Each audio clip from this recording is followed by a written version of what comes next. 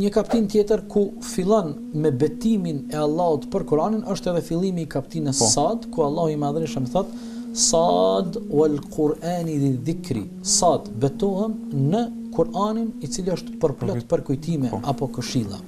Pastaj vjen ajo pjesa tjetër që flet për mrekullitë e Kur'anit, dhe mrekullitë e Kur'anit janë të shumta dhe janë të pafundta. Nuk ka dyshim se mrekullia e Kur'anit është një mrekulli shumë dimensionale që e prek nëse e marrim mrekullinë e Kur'anit në raport vetëm me njeriu, në këtë rast, domethënë ky është një dimension, atëherë mrekullia e Kur'anit në raport me njeriu po ashtu është në shumë aspekte.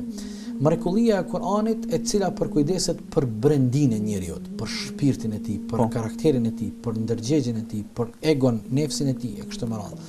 Mrekullia e Kur'anit që kujdeset për të jashtmen e tij, që ka të bëjë me sjelljet dhe veprimet e tij.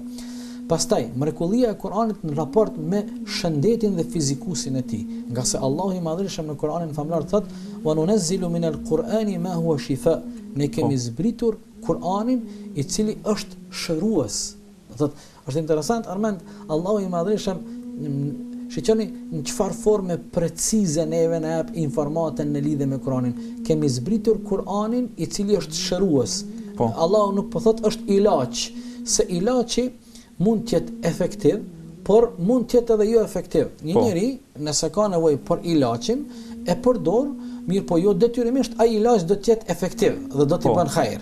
Ndërsa Allahu i Madhërisht nuk Kur'ani është ilaç, mirë po Allahu ka përdorur një shprehje shumë precize. Kur'anin e kemi zbritur dhe Kur'ani është shërim. Domethënë efekti i Kur'anit është patjetër i arritshëm.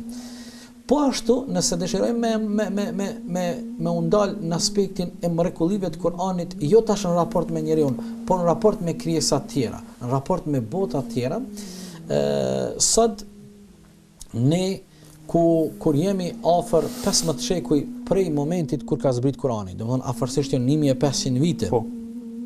Prej kur Allahu ka shpallur Kur'anin.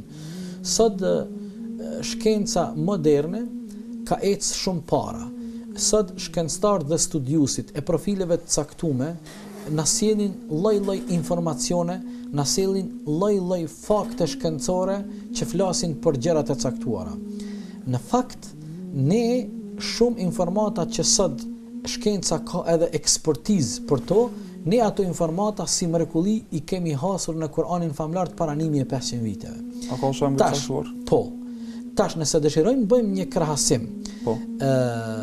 Nëse e kemi parasysh momentin dhe kohën kur është shpall Kur'ani para 1500 viteve dhe i kemi parasysh të arriturat shkencore që janë shumë më të vonshme në raport me momentin kur është shpall Kur'ani, atëherë mrekullitë të cilat janë mrekullitë shkencore, të cilat janë të faktuara në Kur'an, tregojnë për mrekullinë e Kur'anit.